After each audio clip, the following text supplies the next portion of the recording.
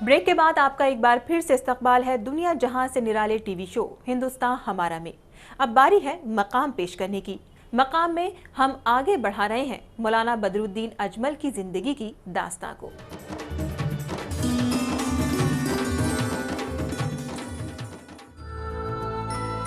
मौलाना बदरुद्दीन अजमल की जिंदगी के इस सफर में तब एक नया मोड़ आया जब उन्हें इस बात का एहसास हुआ कि कौम और खासकर पसमानदा लोगों के लिए ऑर्गेनाइज होकर कुछ करना पड़ेगा।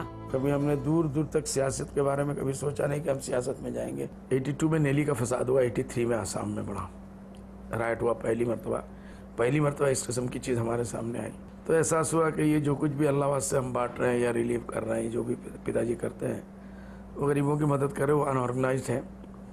लेकिन हमको अब जो भी पैसा 2 पैसा बचता है उसको बचा के ऑर्गेनाइज तरीके से काम करना चाहिए।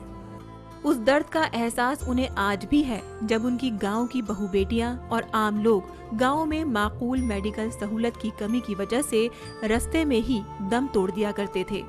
गांव वालों के इस दर्द का एहसास उन्हें बाखूबी था। चुनांचे उन्होंने हेल्थ केयर को लेकर काम करना शुरू कर दिया। उन्होंने अपने एनजीओ की शुरुआत की जो गरीबों और मजलूमों की फिक्र के साथ साथ मजहबी दूरी को कम करने का भी काम करता है। हमने एक एनजीओ बनाया मरकजुल मारिफ के नाम से। तो वालिद साहब का एक बहुत बड़ा सपना था कि मुझे अल्लाह ने कभी तौफीक दिया तो मैं एक हॉस्पिटल बनाऊंगा। और फिर हम लोगों ने जाके समझ लीजिए 95-98 के करीब में हॉस्पिटल के हमारे हम हॉस्पिटल दादाजी के नाम से Haji Abdul Majid memorial hospital and research centre का, उसके अंदर तो वो ओपीडी से शुरू हुआ, फिर आहिस्ते आहिस्ते वो हॉस्पिटल में आ गया।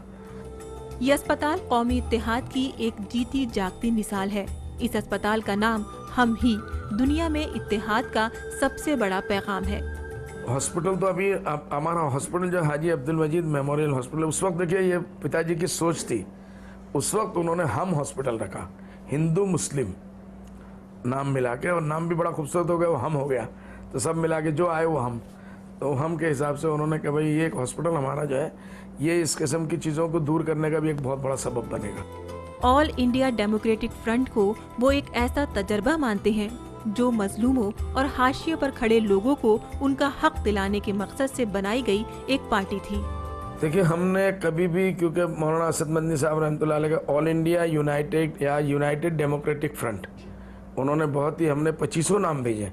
उन्होंने इस नाम को पसंद किया, इंग्लिश को समझा लोगों से लाके कि इसका क्या मतलब है, क्या है, जिससे कौमी यकजहती का एक मसला जाता है कि हम सबके जितने पिछड़े हुए जात के लोग हैं हिंदुस्तान में, दबे कुचले लोग हैं, उनके हित की बात करना चाहते हैं। और ऑल इंडिया डेमोक्रेटिक फ्रंट के प्रेसिडेंट मौलाना बदरुद्दीन अजमल का ये मानना है कि असम दंगों की अकेली कसूरवार कांग्रेस नहीं बल्कि इस आग को भड़काने का काम हर पार्टी ने किया है।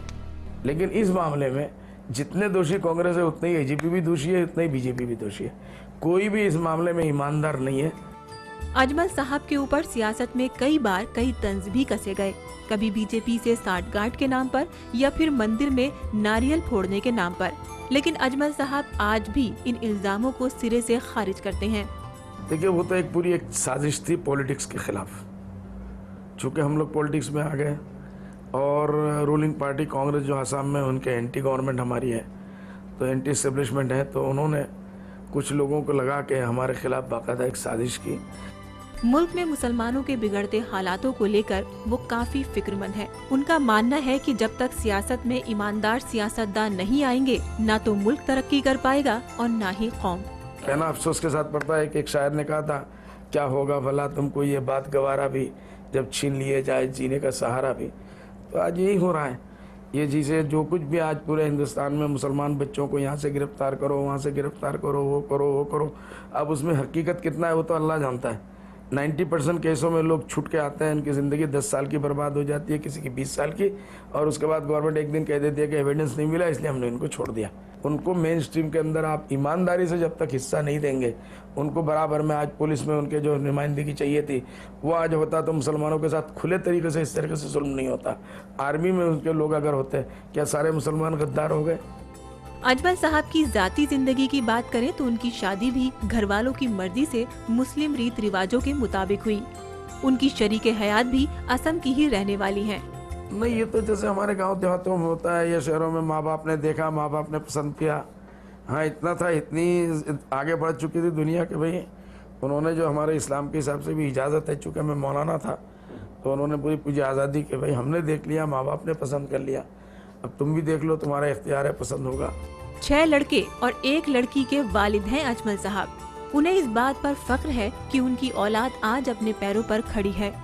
अभी मेरे 6 बच्चे हैं, लड़के हैं और 1 बेटी है मेरी। 2 बड़े बच्चे जो है वो तो देवबंद से ही वो लोग पढ़े हैं और इंग्लिश मीडियम में एक ने यहाँ से एमए किया आपका जामिया मिलिया से, और वो अभी मेरे साथ पॉलिटिक्स में एमएलए हो गया, वो बड़ा वाला लड़का। दूसरा बिजनेस में है।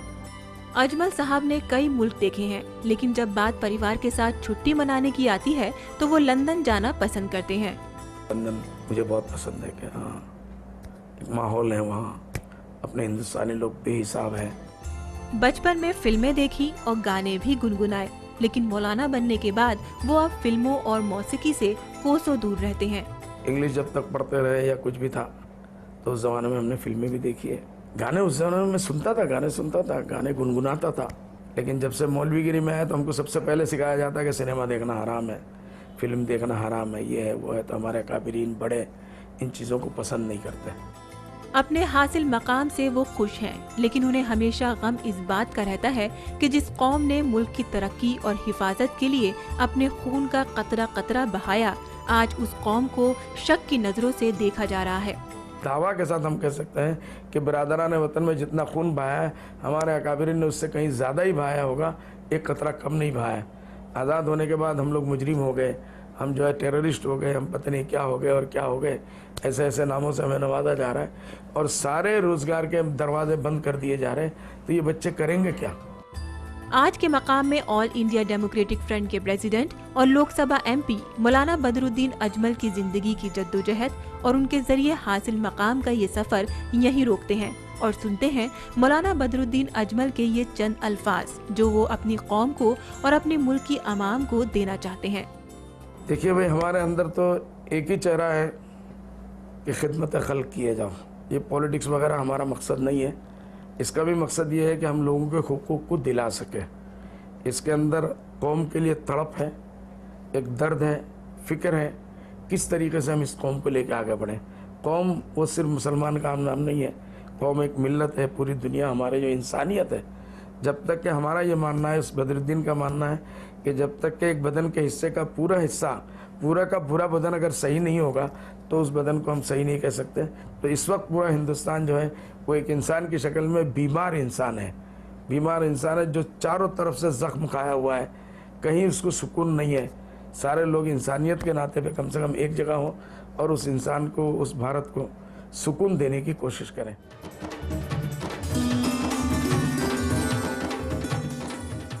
अब वक्त हो चला है एक छोटे से ब्रेक का, पर आप कहीं जाइएगा नहीं, क्योंकि ब्रेक से वापस लौटने के तुरंत बाद हम पेश करेंगे किरदार। तो बी.आर. चोपड़ा ने डायरेक्टर के तौर पे एक सुपरहिट फिल्म बना के दिखाया कि उनके अंदर वो टैलेंट मौजूद है।